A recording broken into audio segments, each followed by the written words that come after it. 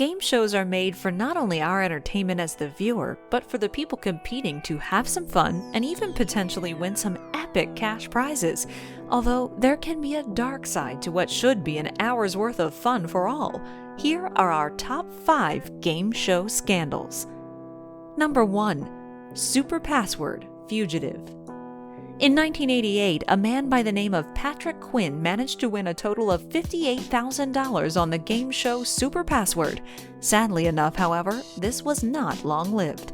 The man, Patrick Quinn, was actually named Kerry Dee Ketchum, a fugitive who was wanted in 3 states. Someone watching the program managed to recognize him and made the call to the police. When the 36-year-old turned up to collect his prize money, he was swiftly arrested by local officers. Ketchum was sentenced to 5 years in prison for faking his ex-wife's death in order to collect $100,000 from the insurance policy and for credit card fraud. He also never received his Super Password winnings, as it was deemed that he had violated contestant eligibility rules. Number 2. Michael Larson, Press Your Luck. Genius or cheat? How about both? In 1984, Michael Larson managed to win $110,237 in a single game of the American game show Press Your Luck. The concept of the game was simple. Contestants would collect spins by answering trivia questions and then use the spins on a seemingly random 18-space game board to win cash and prizes. However, the clever ice cream truck driver noticed that the luck board would always move in one of 5 looping patterns, and he was able to stop the moving square on the board anywhere he wanted. It wasn't luck or random at all. With the help of hundreds of recorded episodes, Larson completed his memory training in just under 2 months. He was then able to dominate the show by stopping the moving square on the high-value prizes and cash amounts, which quickly added up to a sizable amount. Stop!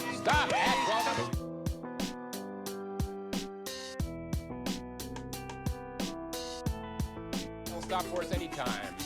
Stop! Stop and fire, guys! Stop, guys! Sailboat! Producers of the show tried to get out of paying him because his skills could be counted as cheating. However, because there weren't any specific rules against memorizing the patterns, the producers had to admit that there were flaws in the system, and Larson drove off into the sunset with his cash.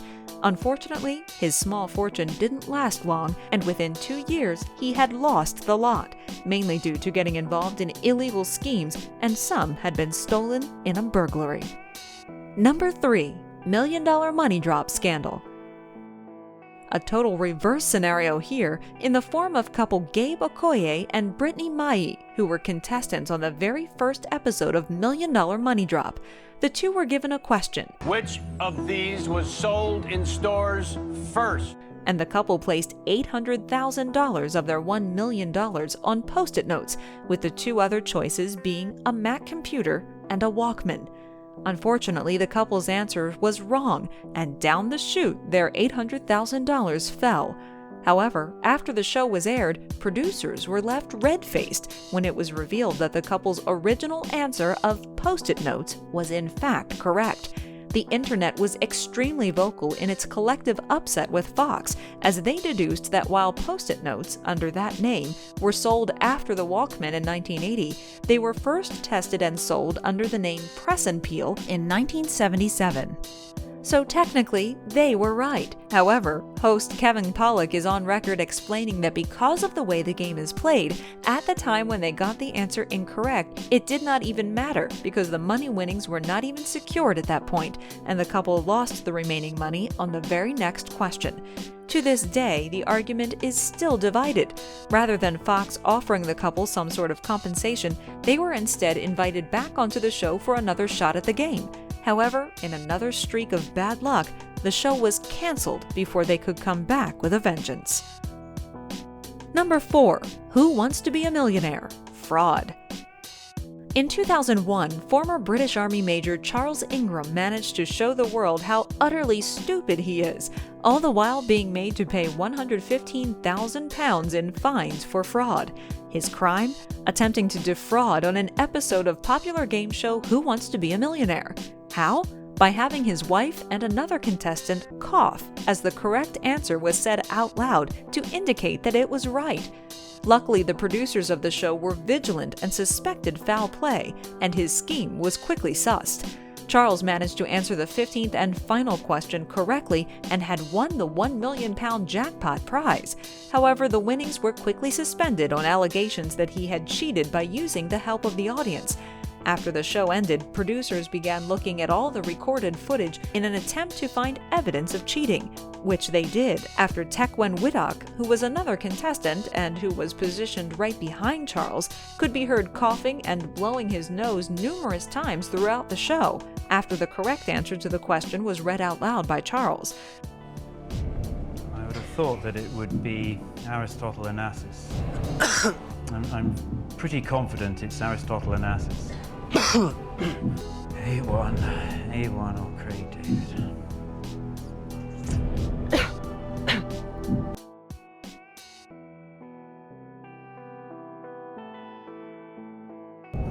Could be any of them, really.